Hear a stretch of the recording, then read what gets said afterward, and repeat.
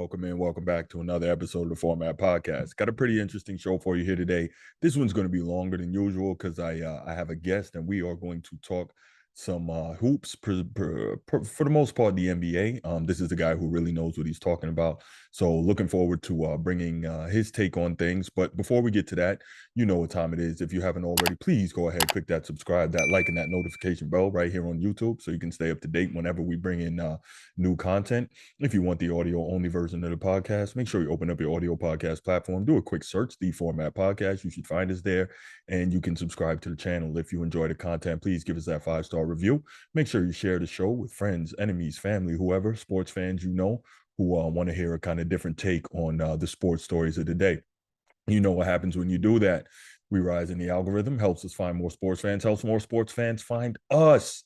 And before we get right to it, quick note, if you hear some noise in the background, that's my beautiful wife embarking on another culinary expedition. So please forgive me for that. Can't do too much about it due to the time of day I'm recording on this one. But let's get right to it. All right. Joining us today on the Format Podcast, definitely have a special guest to talk all things hoops with us. And that man is Llewellyn Smalley, this guy that you're looking at right here. This is a former, and this is near and dear to my heart, this is a former all-Army basketball player. So first and foremost, thank you so much for your service in the greatest Army in the world. Appreciate that. Sir, thank you too. Absolutely. Then he went on to end up working his way to becoming a Hall of Famer at Hawaii Pacific University. So he's done that. And then he played for a number of years overseas and was in some NBA camps. So we're going to talk some hoops today with a guy who knows what he's talking about. And I've really been looking forward to this, man. Thank you so much for joining the show, Llewellyn. What's going on, brother? I'm doing good, man. Thank you for having me. Really appreciate it. Absolutely. So let's go ahead and start it out. Just tell us a little bit about your journey in terms of basketball. And I guess one of the things I found so interesting in learning about you was that you didn't play high school basketball at all, which is highly unusual for someone who made it as far as you did in the game. Tell us a little bit about that, especially as a guard.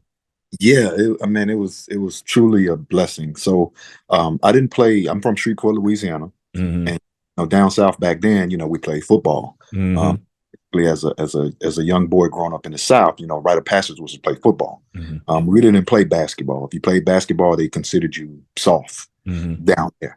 So I played football all my life, and then I went in the military, and then I just started liking basketball. And I was playing in a military. We had a tournament in the military, the Aloha Classic in Hawaii. Okay. And, each year they would let like one college team play in. So this year it happened to be Hawaii Pacific University. So I had a cousin that was in Hawaii, Tony Smalley. I didn't know he was there, but we found out we was cousin when I got there. And he played at Hawaii Pacific before me. So then I was in the Army. We played the Air Force team. And I had like 55 points. I could run. Yeah, I know, it was crazy, man. I was very athletic from football. I could run, jump, very fast, explosive. So I could do all those things. And I had a little bit of a shot, but it wasn't, I hadn't played no organized ball. So it was just raw talent and played. And that game I had 55. And then the next game we was playing Hawaii Pacific. Okay. So we played them and I had like 30 and I had no clue what I was doing. And so the coach was like, "Who is this kid?" So I not have a clue what I'm doing when I'm out there on the court and no get clue. It like that. I had no clue, man. And then the next thing I know, this great coach Tony Salito, man, he called me in and asked me, about scholarships and stuff because I didn't know nothing about that, man. I'm just being honest. I had no clue. I was good in the military. I was working a job. I was good. So next thing you know, he asked me to come down and play with the college guys, and I kept going down when I wasn't working. I go down, play with the college guys. He offered me a scholarship, and I didn't even really know what that was. Like, scholarship, what's that? And then he was like, you go to school, blah, blah. And I'm like, okay. And long story short, my first commander, I went and asked her, and she told me no, because you signed a military contract, so you're obligated to the military, blah, blah, blah. So I was like, okay, cool. So I went home on leave. 2 weeks later, I came back, and we had a new commander, this African-American guy, Captain Coffey. I'll never forget his name. And he called me in his office and he was like, yeah, are you Specialist Smalley. I was like, yes, sir. He's like, yeah, you have accepted the scholarship to Hawaii Pacific University. You got 2 weeks to get your stuff. Wow. I said, excuse me? He said, yeah, you have accepted a scholarship to Hawaii Right. Pacific. You have 2 weeks to out process. And next Wow. thing I know, man, I was out of the barracks in Hmm. dorms going to class. That's I awesome. He had looked no out for you. I had no clue what I was doing, man. So, Right. man, that's all God's work, man. Because Hmm. I didn't, that's God putting the right people, in my life, man, and guiding my footsteps because I had no clue what was going on, bro. No clue. So, Okay. Okay. yeah. So tell us how it went from there. What were did you have an opportunity to play against any of the bigger name schools while you were in college, or you know? When we played, we were supposed to play Georgetown one year when they had Allen Mhm. Iverson because they would come Okay. over and play in Hawaii at the Hmm. sub each year, but that year they didn't come. Supposedly, my coach had told me that John Thompson didn't want to play us because we had this other guy, this 7-foot German guy on our team named Jürgen Malbach. He was really good, really good. He Hmm. was like Joker, literally. Okay.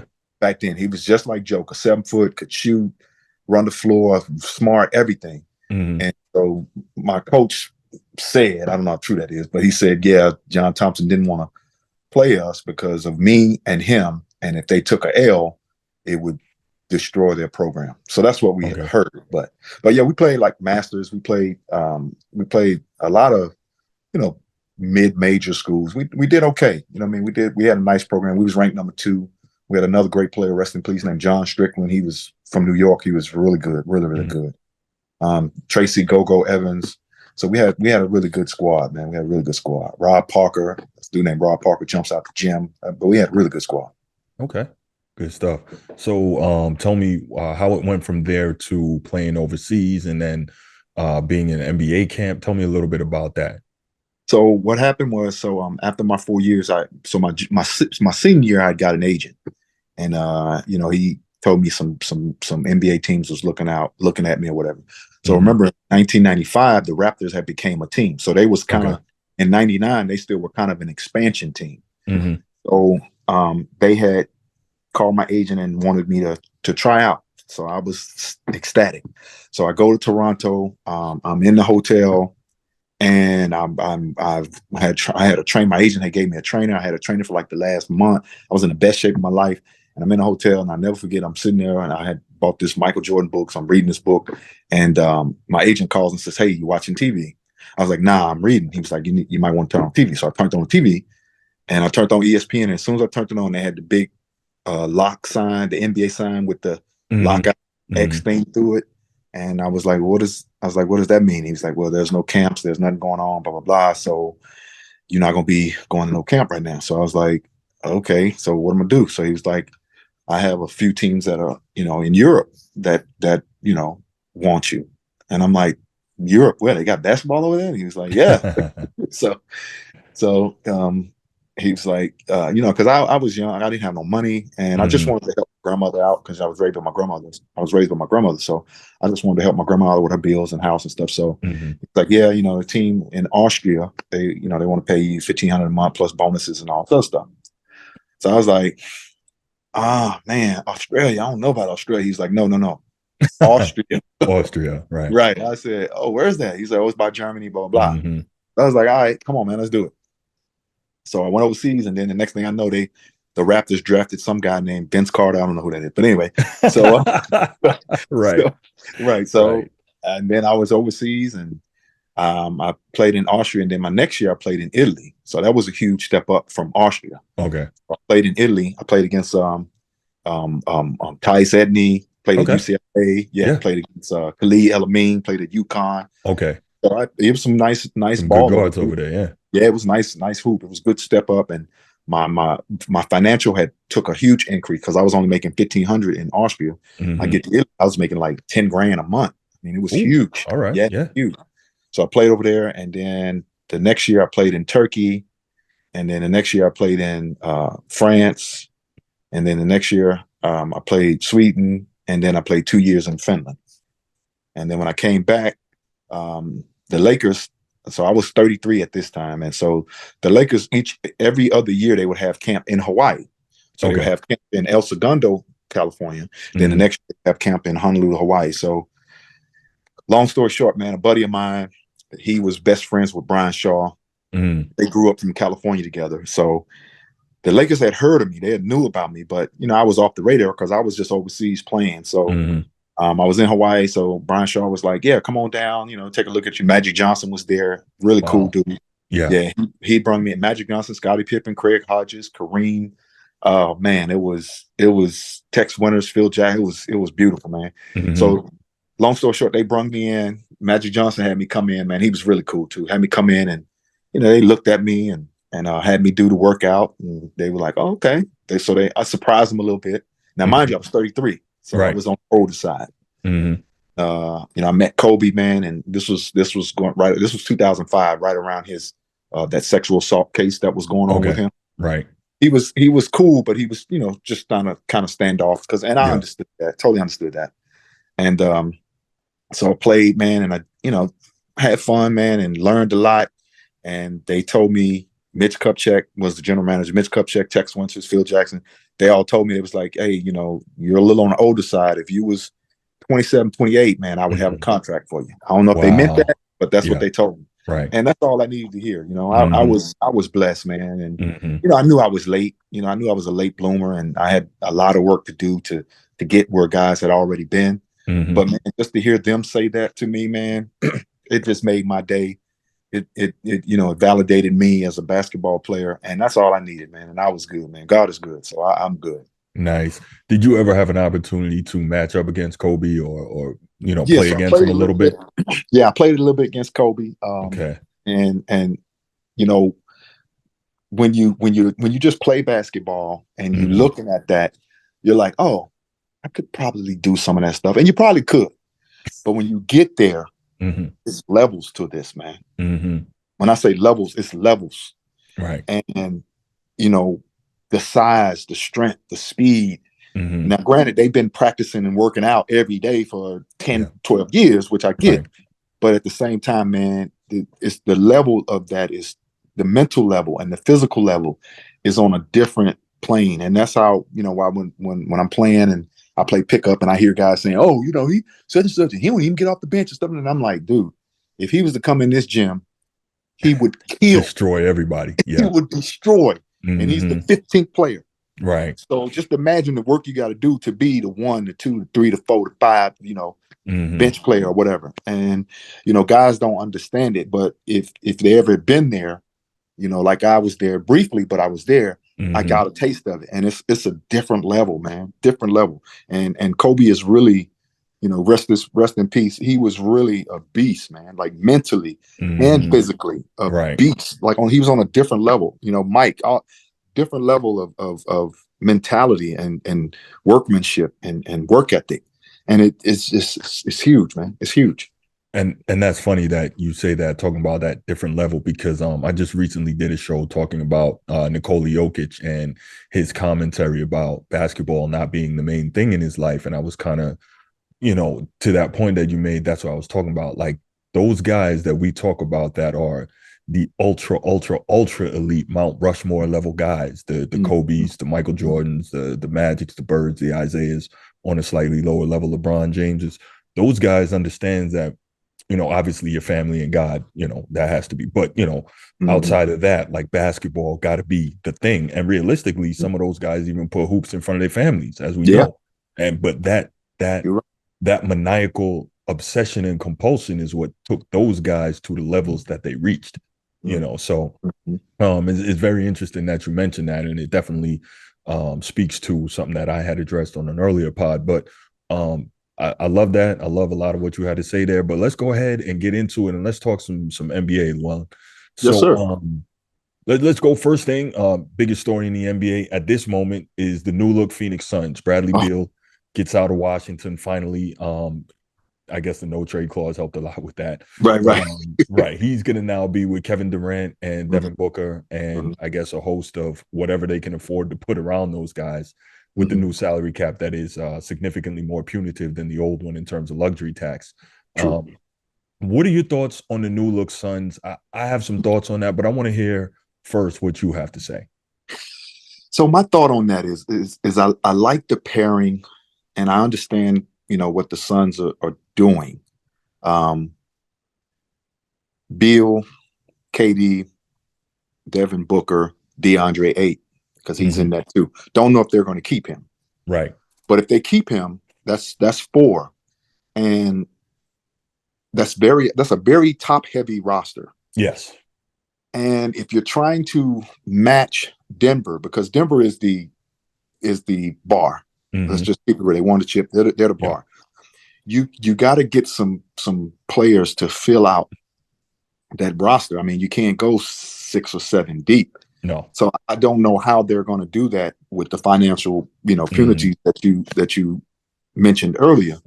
But if they can get some pretty good veteran players at the minimum, and fill out the roster to just be able to hang, then I think they'll give Denver a problem. But that's a very top heavy roster, and it's a lot of money for 4 guys. Right. A lot of money. So here's a question for you regarding that roster. I know obviously that the modern NBA, they try to say it is, but we know the defense is not nearly as important as it once was. So the question now becomes, where does the defense come from on that team? Now we know, like I said, there's a lot of teams that'll just try to outscore you, and that may be their philosophy going forward. But where does the defense come from in Phoenix? So if they keep Aiden, he's a pretty good defensive anchor, and let's not forget KD can play D too. He's Right. practically 7 feet, so he can block shots and alter shots too. Devin Booker is not a bad defensive player, but because he scores so easily and so greatly, people overlook his defensive. But he can play defense too. Okay. Same thing with Bill. Bill, because these guys score so effortlessly and they make scoring so dynamic. Now we say, oh, they can't play defense. Well, they can play it, but their main job is to put up points. Now, my question is, a lot of teams don't have 3 or 4 great defensive players. They may have one guy who's great defensive on the perimeter. Well, this team has 3 guys, offensively juggernauts, on the perimeter. So if you put your best defender on KD, now you got Bradley Beal and Devin Booker going off. If you put your best defender on Booker, you got KD and Bradley Beal going off. You see what I'm saying? So I do. It's going to be if the chemistry between them can get together, it's going to be a tough check for any team defensively, because you can't double and all that stuff because they got too many scores. Okay. So let me push back on that a little bit. One, I don't think they're going to keep Ayton. I think he's going to go as a cost-cutting measure. Okay. That way, I'm assuming that, what did he get? 120, 130 last year? Yeah, yeah, and he gets so if you get rid of him, there's right. So you get some money that you can use to try and fill that out, the rest of the roster, with some decent role players, right? So there's that. But secondly, they say that KD, I know that when he was in Golden State, I think he made all D second team. But my question is he really a good defender, or was it just a lot easier when he had Draymond and Klay Thompson, who before he got hurt was one of the elite defenders in the league?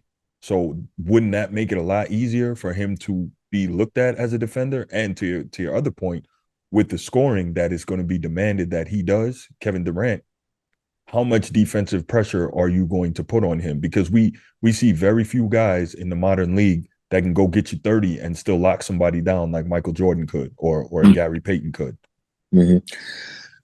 So KD can play defense, but you have to realize now with Devin Booker and Bradley Beal, KD doesn't need to really score. Great point. So much as he did with Brooklyn, or as he did last year with Devin Booker and Chris Paul. Chris Paul is more of a facilitator. Devin Booker scored, KD needed to score. Now you having Devin Booker and Bradley Beal, he doesn't really have to score unless needed. Because you can get a ball to both of them and they can get you a bucket or create you a bucket easily. Right. So there's a lot of things he might not have to do that he had to do on other teams. When he was with Golden State, you had 2 of the best shooters in the world, Klay Thompson Steph Curry. Right. So he got a lot of open looks because there was so much attention on them, and somebody's going to be open, which I think is this same scenario. Mm-hmm. So you got Klay Thompson, Steph Curry, KD. Okay, switch that. Now you got KD, Bradley Beal, Devin Booker. Same thing, but to me, Bradley Beal and Devin Booker are a little bit more, a little can do a little bit more than Curry and Thompson, and they're a little bit bigger because they can shoot it and get to the rack. Right. So it's I think it's gonna, like I said, if their chemistry, if they work together and everybody has to sacrifice, that's just how it goes when you put a Mm-hmm. star team together like that. Everybody got to Mm-hmm. sacrifice. So if Right. everybody's willing to sacrifice a little bit for the greater good of the team, I think they're gonna do pretty well. Again, barring that they get some decent players from 6 to 10 at least. Got you. Okay, so Bradley Beal question, since he's the main cog in this trade. You're up there in the DC metro area, DMV as it's called. So my question is this. I'm sure you've seen this guy play for some years now. Mm-hmm. And even when he's healthy, he is not a difference maker. Why on earth would the Washington Wizards have given this guy $250 million? Why you pay this guy supermax and then you trade him out a year later? He's not a difference maker. What was that about? I think at that time he was your franchise player, and you Mm-hmm. want to keep your franchise player and the face of your franchise player happy. Mm-hmm. Bradley Beal is not a bad player. No, Um, he's not a people. $250 million player in my No, estimation he's not. either. I wouldn't say he's a quarter billion, but Mm-hmm. I would give him 150 range I million. can do that. I can do that. I agree with you. Mm-hmm.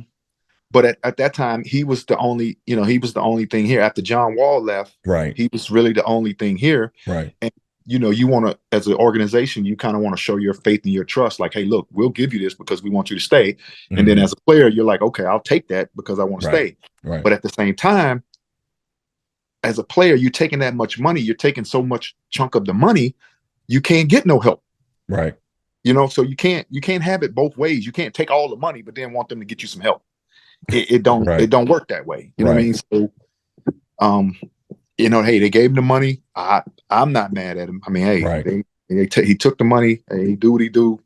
He's leaving. He's getting traded. So that's financially for the Wizards. That's a huge win because there's a lot of money off of their books, Mm-hmm. and they can just bring in some players and get a decent team. But yeah, that's a huge trade, and again, financially, I just don't see how Phoenix is gonna keep up with it. But Yeah. hey, they know more than I do. All right. So question on Kevin Durant specifically when it comes to Mm-hmm. Phoenix. We've talked about him physically. Now I want to talk a little bit between the ears. Mm-hmm. I don't know if you know him personally, if you've ever had a chance to interact. I've seen him a few times. Yeah.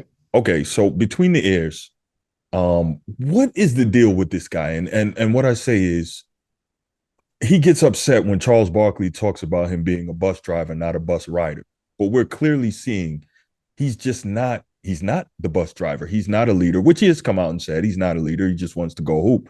But if you want to be viewed in the way that you want to be viewed, and he can say he doesn't, but the fact is he left Golden State because he wasn't getting the love and the attention and the quote unquote respect that he felt he deserved, being that was Steph Curry's team. And, they won without him. And then obviously they've won after him. So clearly what people think does mean something to him, no matter what he tries to say. So my question is, what do you think is going on between this guy's ears, and how is history going to look at him? Because this is a guy that he gets beaten by Golden State. He leaves and goes to Golden State, already made championship team. Now he helps them to win 2 chips, and he's two times Finals MVP. I get it. Then he leaves and tries to load up another super team in Brooklyn. That didn't work. Asks out of there, leaves and goes to Phoenix, tries to load up another super team. I don't see that winning a championship. What's the deal with this guy? Talk to me a little bit. So I think, man, number one, he's a cool dude because he comes and just hoops like free, nothing, no security, no bodyguard, nothing, just hoops. I mean, he really loves to hoop. Number two, I think this generation, they stay on social media too much. and they say that they're not worried about what people say about them, but then they run to social media to find out what people are saying about them. Right. You know what I mean? And so that's another caveat to it. Now, as far as running from team to team in the NBA, I guess that's how it goes. Me personally, I kind of understand. I'm gonna put it like this: if we're out on the playground and we're hooping, right? Basketball is a team sport. Yes. Okay. Now I'm not, and I'm just gonna keep it real with you. And everybody that hoops or plays sports knows this. If I'm out there hooping, I'm not going to pick 4 other scrubs. Right. Because I know I'm not going to win, especially if this other 5 is tough. I'm not going to win. So I am going to either wait, sign the list later when some other good dudes come in that I know can play, or if I'm picking my team, I know he can play. Okay, I want him. I want him. I want him. So I think that's part of what the thing is. You want to play. You want to be competitive. Yeah. You don't want to be just, and it's a team sport. And then on one hand, people turn around and say, "Oh, well, he can't do it. You can't do it by yourself." And that's right. You can't do it by yourself. Just like, when Michael Jordan was playing, he didn't. I mean, we call him the GOAT, but he wasn't doing nothing until he got Scottie Pippen, Dennis Rodman, Craig. Like he got a team around him to help win chips. Yeah, but go ahead. Well, no, what I'm gonna say, back then, guys weren't trying to. I mean, I guess they didn't have the power to, but they also weren't trying to stack up and load up these super teams. Like, I heard Dominique Wilkins say that in 1988, he was a free agent and he could have left, and he had an opportunity to go to Knicks and play with Patrick Ewing. Now, that would have been crazy, right? That would have been a team that could have competed against those Bulls. That would have been a team that could have competed against the Pistons or the Celtics at that time, right? Yeah. But he says, no, I don't want to do that. I want to beat this guy. I don't want to join with him, right? Reggie Miller said, if Michael Jordan had called me up and said, hey, come play here in Chicago with me, he'd have told him, F off, I'll see you when we come over there to play. And of course, the mentality is different now. The world is different generation. Right. But I'm like, where's the competition? Where is wanting to bust somebody down so you got the bragging rights? Where is wanting to go out there and get it done? Like, I don't understand what happened. And I guess I need to let go of that. I'm exactly 10 years to the day older than Kevin Durant. So we come from different mindsets and different mentalities. So I get it, but it's just frustrating because I'm like, where is the competition? Like, do you not want to beat dudes?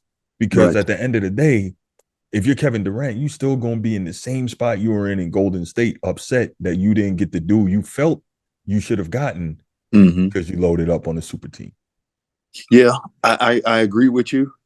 But again, like you said, it's a different generation, different mentality. A lot of these guys, they grew up together. Like back then, we didn't have AAU like that. Right. Now they got AAU. They grow up together, playing. Yeah. They over each other's house, playing video games, all this stuff. Same teams on the video game. And then when they get older, now they can make these moves that they possibly couldn't necessarily make back in the day. And now they're like, okay, well, why I can't work with my best friend? Why I can't hoop with my friend? We hooped before together. So, it's just, hey, it is what it is, man. It's this time. It's the changing of the times, man. Changing of the times. Yes, sir. Yes, sir. I feel you, though. Yeah. So real quick, before we move on to talking about the champs and Jokic, we got to address the other side of this trade real quick. It's not nearly as sexy, but do you think that the Wizards are going to hang on to Chris Paul, or they're going to cut him and just start fresh? And what do you think is Chris Paul's future? Because I don't think he's ever going to get a championship. Well, it's not. I don't think it's necessarily about the Wizards hanging on to Chris Paul. I don't think Chris Paul wants to hang on to the Wizards. Oh, yeah. Okay, there's that too. Yeah, right. Because he's what, 37, 38, something like that. Yeah, he's up there. So yeah, he's chasing a chip. He's the true definition of chasing a chip. And I kind of have a little empathy for him because he should have had one. That trade with the Lakers would have been made years ago when it was cut. He would have had one with Kobe and all. He'd have definitely had one. And so that kind of messed him up. And sometimes he just I don't know. He just has bad luck, man. Because he really does. He's there He gets to the playoffs. He's one of the best point guards ever, at least to me, in my opinion, top 5 easily. And he gets to the playoffs. They get deep in the playoffs, and he always gets hurt. It's always something, a hamstring, groin, ankle, something. And then the team just, flails out when he's not around. And I feel bad for the guy, man. But he's I would love to see him get one. I guess they were talking about maybe him going to the Clippers. If he was to go to the Lakers, it would be nice too. If he would go to the Lakers and be with LeBron and AD, I think they could do some. You don't think so? I'm going to tell you where he needs to be is Milwaukee. That would be the one. Him and Giannis. You think so? I think that'd be the one. Oh yeah, because that takes some of the playmaking responsibility out of Giannis's hands and lets him really go into full attack mode. And now you've got a guy that makes decisions at key moments and really could run the offense for you. Because Giannis could do it, but if you have a true point guard, I think that would be crazy. What about so would Chris Paul come off the bench or because no, you let him start and just push Holiday to the 2, push him to the 2, and use him as an off guard because he can score and he can defend like crazy. Who you got at where Chris Middleton goes? Chris Middleton may not be there. I'm hearing that they may not keep him because he can't stay healthy and the money. Yeah, but he may not be there. 6'8", 6'9" with a shooter. Right. That's tough. Yeah, you make that work. There's a lot of 3-and-D guys hanging out and around that size. A lot of that's true. Yeah, that's you true. Make that work. Yeah, that's true. And by the way, Chris Paul is not a top 5 point guard. You don't think so? I want to defer to you and your expertise at the position, but no, I think it's easily in this order. It's Magic, it's Isaiah, it's Stockton, it's Kidd, and then Gary Payton. That's the top 5 point guards. Yes, sir. I don't think we can argue Magic is the greatest point guard of all time. Okay. I think so. I would say Magic. Right. And then I got Isaiah. Then I got Stockton just because the numbers are insane. I would I would say Kidd. Oh, okay, that's fine. I got him number 4. So that works. Kidd. And then I got Gary Payton because of the way that he could score and defend is out of this world. Yeah, see, I'll put Chris Paul there. Because Chris Paul makes the team better.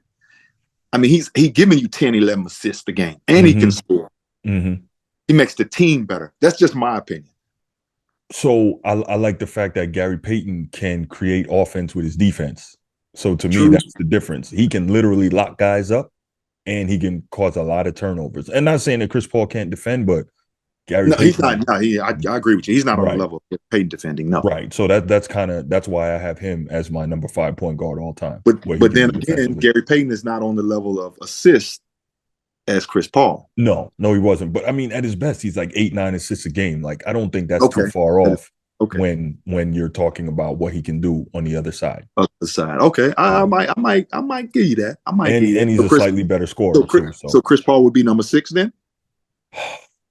I didn't go past 5 because you're top 5. I would have to look at that. I do think I think it would be unfair to say he's not top 10, but I don't know where that second 5 goes. I would have to look. Gotcha. Okay. Yeah, I don't think it'd be unreasonable that he'd be in there though. Okay. Cool. All right. So this is good. This is what I like. Let's move on to Jokic and the Nuggets. So Nikola Jokic and the Nuggets, obviously champions now. They had a heck of a run. They got a couple breaks as all champions do. But tell me, how impressed are you, if you are impressed with Jokic and the Nuggets?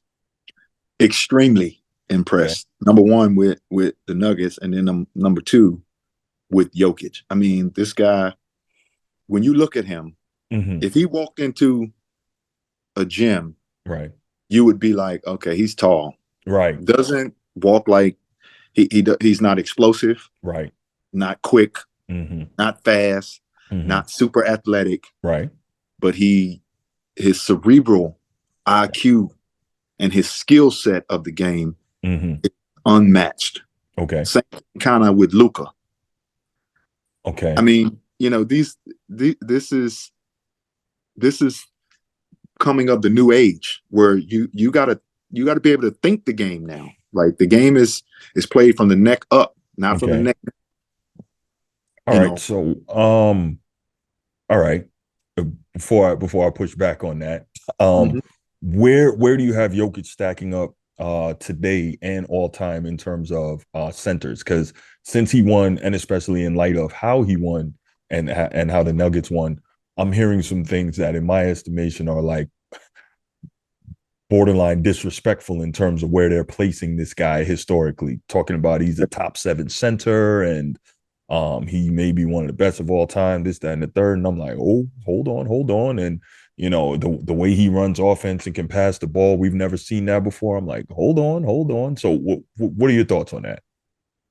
I so I would have to rank him, Mm-hmm. me personally, Mm-hmm. skill Okay. wise.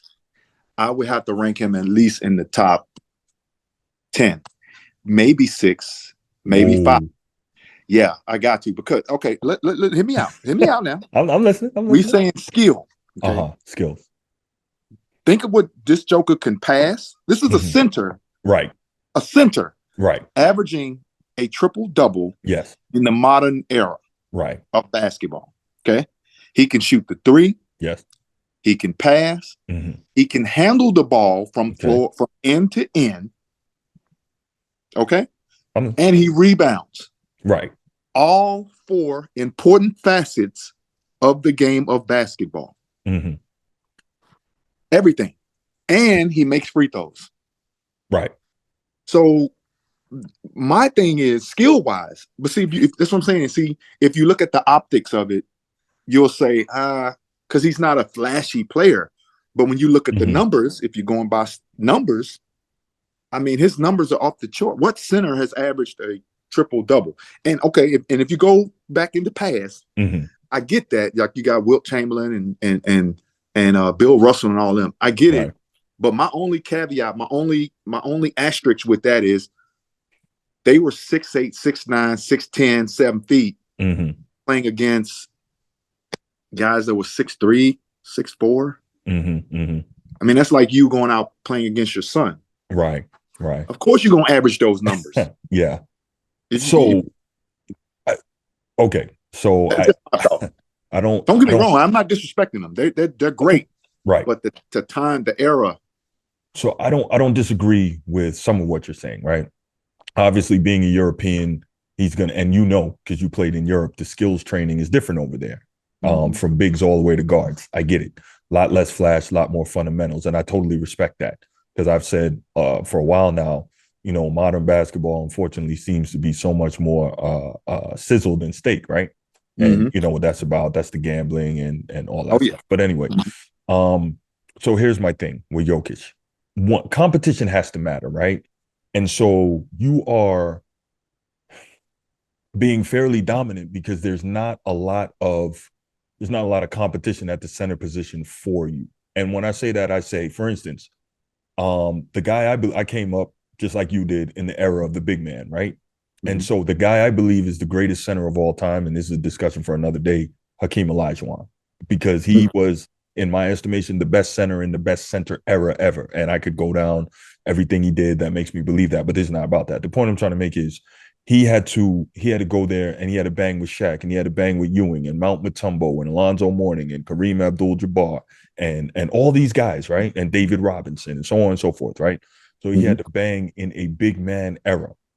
Now, that not only takes effort on offense, that takes effort because you have to defend those guys too, right? So, yes, Jokic is very skilled, but do we really think that he's got the legs to be running point if he has to defend Dream and Shaq and D-Rob and Zoe and Pat Ewing and all that on the other end? No. Mm-hmm. And then you wonder, like, with some of these coaches, and I don't want to be disrespectful to NBA coaches, they have a hard job and they worked hard to get there. But at the same time, I'm thinking something like, and again, I'm not a coach, but I'm thinking something like, if you got Jokic bringing the ball up, most of the time he's getting the ball under his own basket. Why do I not have a guard coming up there harassing a 7-footer to try and make it more difficult for him to dribble, right? So a couple things is going to happen there. If I have a guard bringing a little bit of pressure, he might give up the ball sooner, which starts to disrupt the flow of him initiating their offense. Or he turns around to back the guard down, which is easy enough, right? but then maybe that forces that 8-second violation coming over half court, right? But at most, like I was saying, maybe you get the ball out of his hands to disrupt their offense a little bit. Now, I'm not saying that's going to stop him or shut him down, but you do that. And then once he comes into the front court, now you get your big back on him, right? So you've taken away some of what they like to do, because obviously at 7'7" he's got a guard on him. He can pass that right over the top. But at least you've taken the ball out of the hands of the best offensive player for the Nuggets. So these are little things I look at. And I'm saying Jokic, very fundamental. You see his up and unders, his step throughs on the low block. He has a post game. But is that post game looking as effective if you got D-Rob and Mount Mutombo and Dream and Ewan throwing that stuff back in his face when he tries those moves?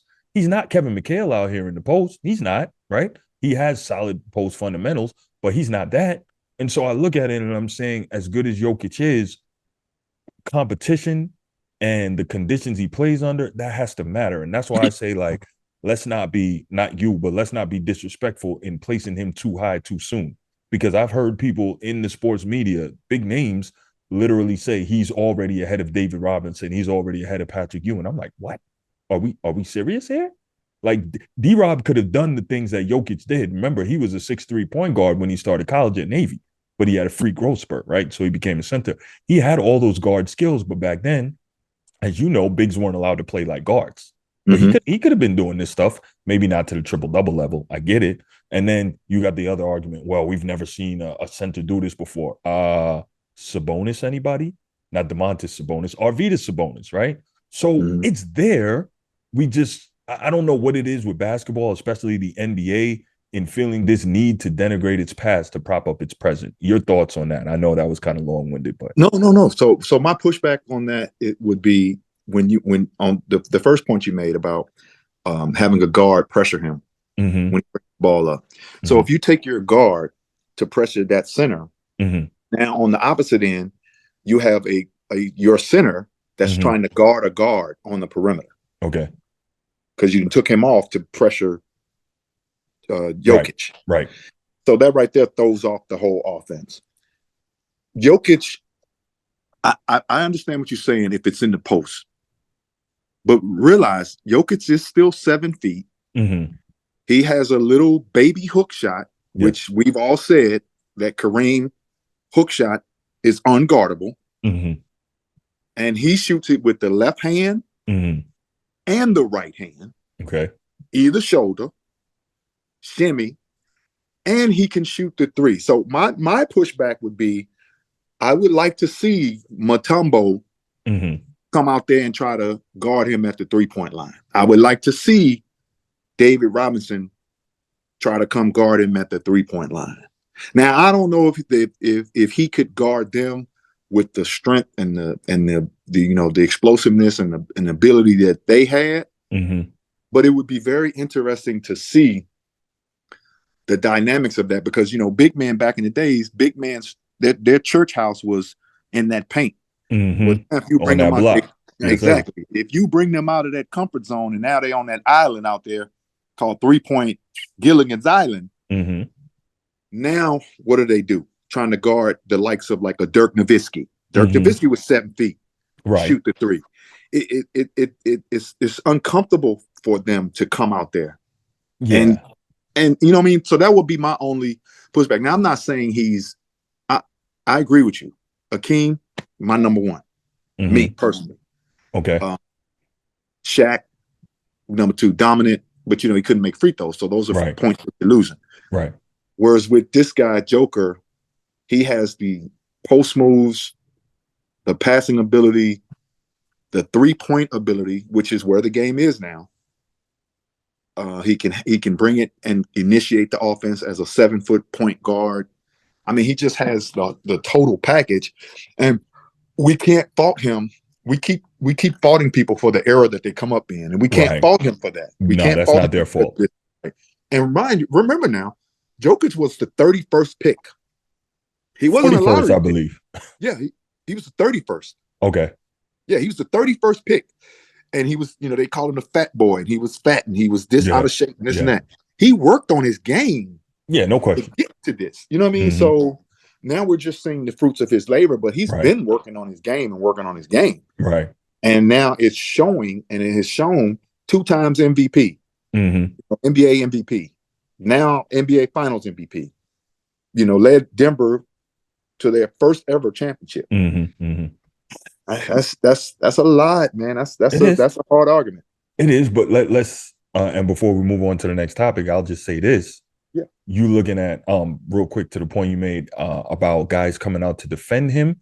I don't think he's quicker foot enough to get past a Mutombo or a D-Rob if they came out there and put that 7-foot wingspan down there. I don't think he can get past him. But even beyond that, let's bring it back to your point to this era, because you're right. He can't fault when he was born. I get it. But that's why I say, like, when we cross compare errors, not saying you, but so many people, like when we cross compare errors, it's not fair. So let's leave it in your era. But anyway, okay. No, what I was gonna say was when it comes to Jokic, oh man, I lost my point.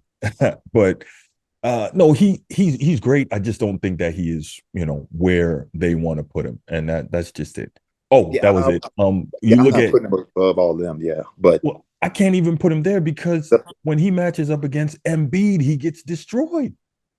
I mean, destroyed. You saw what Embiid did to him? You think so? 47, 18, 2 blocks, 5 steals. What was it? 5 assists? Yeah, and how many games? That was one game. Well, that was when they played against each other this season. But Embiid has clearly gotten the better of Jokic throughout the time they played against one another. You think so? Yeah. Okay, yeah. I would like to revisit those numbers because if I recall correctly, I do remember Joker having a triple-double. But again, like you said, I mean, Embiid is nice too. Embiid's real nice. Yeah, I'm not putting him above all of them, no. But his skill set and what he does, it does say a lot. It says a lot. It says a lot because Shaq did the same for his squad. David Robinson did the same for his squad. Patrick Ewing did the same. Alonzo Mourning when he was with Charlotte or the New Orleans Hornets back in the day. Dikembe Mutombo when he was with the Nuggets. So it does say a lot if that's what they need you to do. So yeah, I agree. It's it's what you like. It's what you prefer. Right. You like tomato or tomato. Pepsi or Coke. You know what I mean? I got you. So from one European big man to another, one who is a 2-time MVP, one who already won his first championship and Finals MVP, to one who hasn't even gotten here yet. You have any thoughts on Victor Wembanyama? Obviously, you mentioned it earlier. You've played in France, so you're familiar with how the game is over there, and I know that they've done a lot in terms of NBA level strength and conditioning coaches this whole past season. NBA coaches in terms of trying to acclimate him to the way the game is played over here. They've done a lot to really prepare him. And then, of course, it looks like it's almost a foregone conclusion that San Antonio is going to draft him. And so Coach Pop, we know he and that organization is outstanding when it comes to international players. He's going to have, if in the event there's any language barrier, which I thought was cool, when he realized he was going to likely be the number one guy going in the NBA draft, he went and learned English on his own. But in the event that there's any issue, you got Tony Parker there, who I'm sure he knows well and is a fluent Francophone, so he can help out with that. Of course, on the big man side, he's got Tim Duncan. I don't know how much we can expect him to even attempt to play like Tim Duncan. He looks like he wants to play more like Kevin Durant than he does Tim Duncan. But what are your thoughts on Victor Wembanyama? Do you think he's going to be special? We hear all this unicorn talk and all that. Where are you on him? I think, in my personal opinion, I think he is, because he's only 18, maybe 19. I think he's 19. Yeah, and he's his skill set at that height is going to be a problem. It's going to be a problem. My only concern is when guys are that tall and they're playing a perimeter and stuff, it's injuries. Yep. So easy to get, ran up under, get bumped.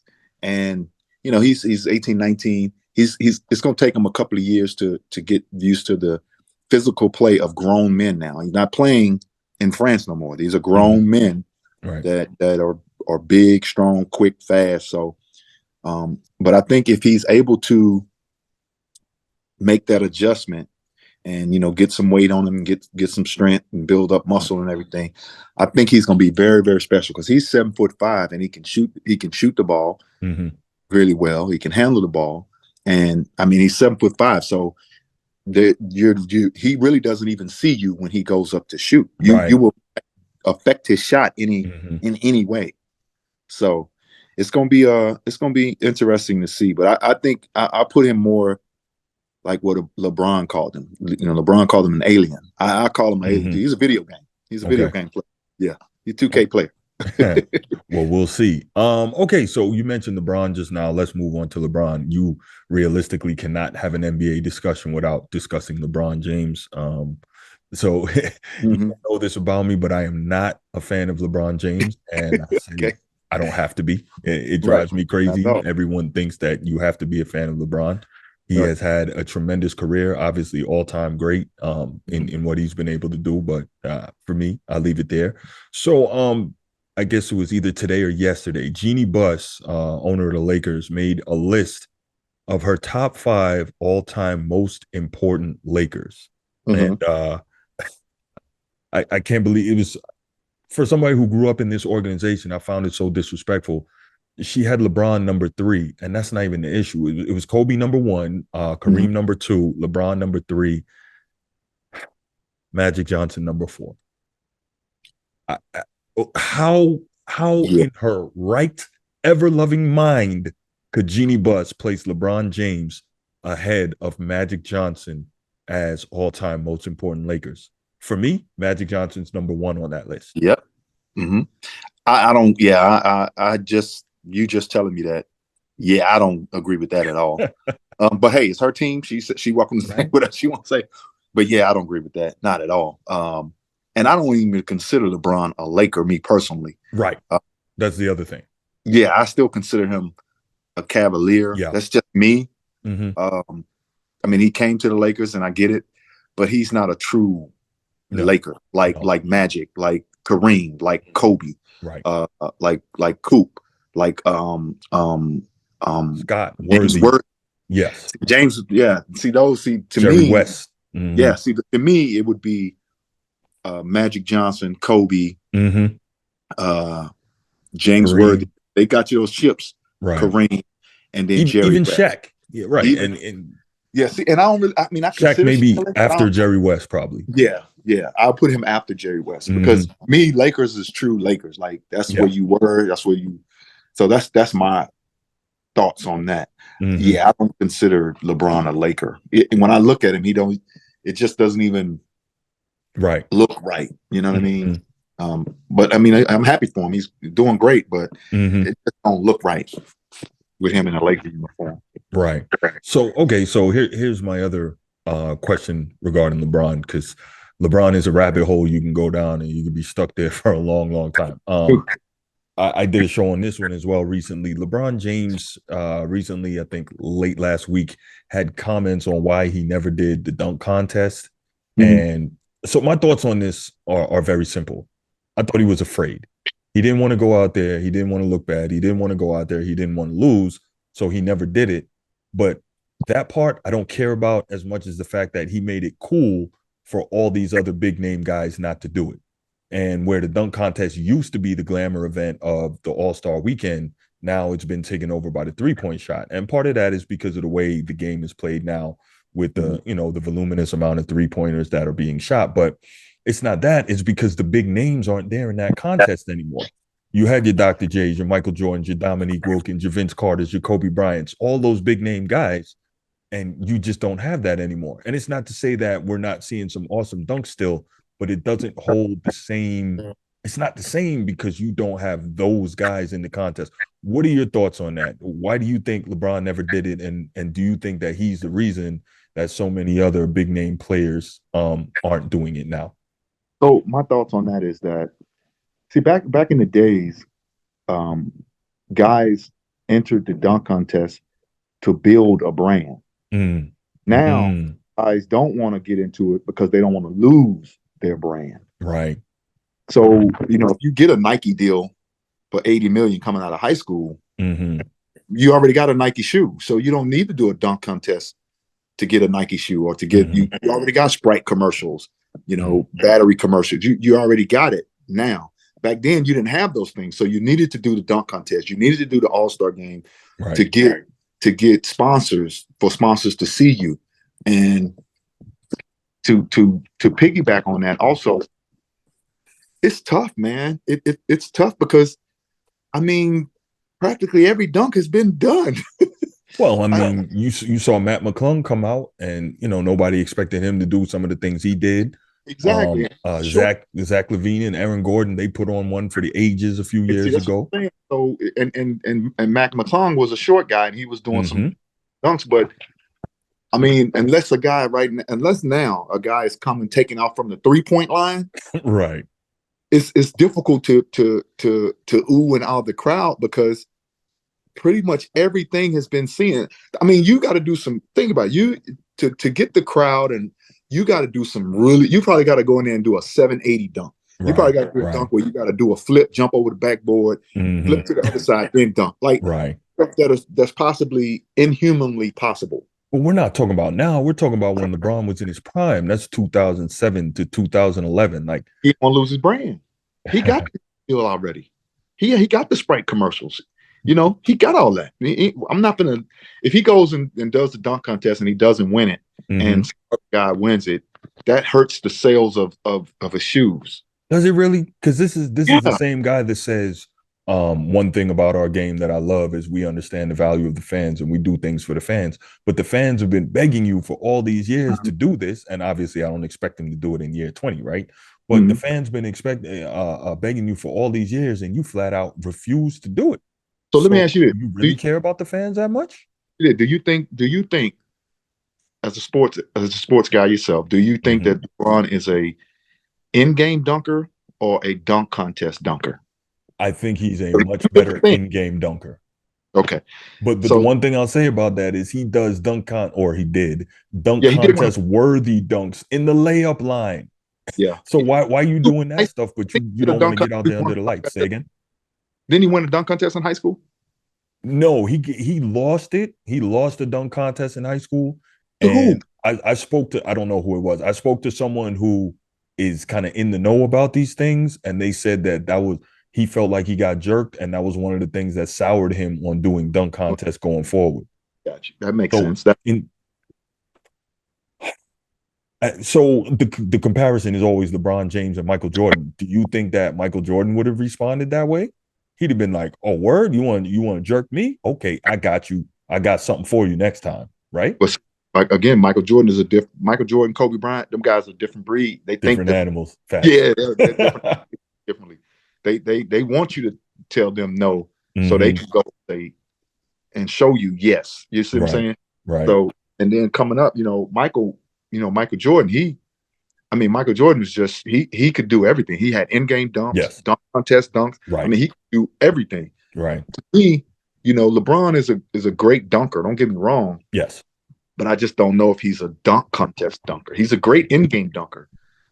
And so dunk contest dunker. And again, he's 6'8", so it doesn't look good as somebody doing the same dunk he did if they was 6'2". Yeah, but Aaron Gordon is 6'9", 6'10", and he did things that he made us all.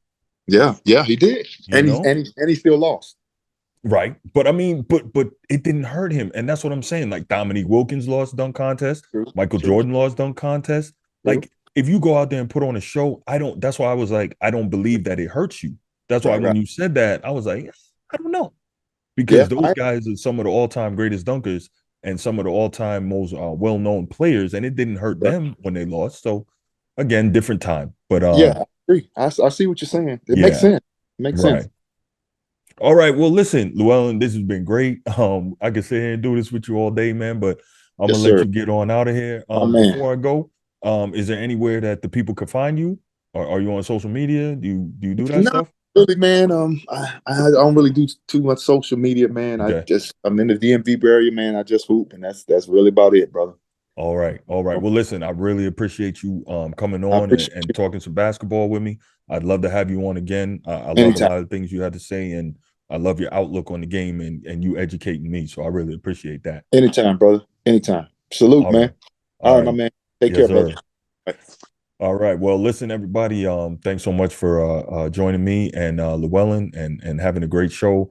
And you know what to do if you haven't already. Please go ahead, click that like and subscribe. And we got some more great stuff coming down the pipe for you. But for now, you can leave your comments in the comment section if you had any. And I'm out. Peace.